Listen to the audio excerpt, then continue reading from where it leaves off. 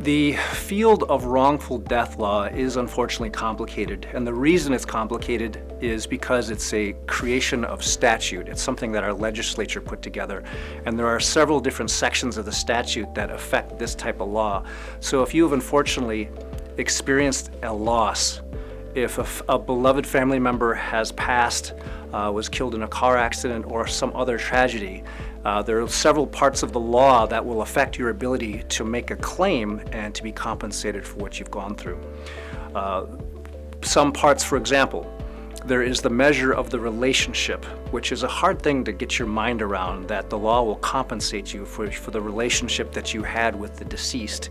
That is called society companionship. That species, that type of damage is actually capped in our statutes. Then there's a whole other category of damages which I like to consider and lump them together as economic losses, and that can be things like funeral and burial to medical expenses, but most importantly and probably most impactfully on people who've gone through this horrible experience is the loss of earnings. If you lost a loved one who was earning a living to help support your household, that's now gone. And what happens?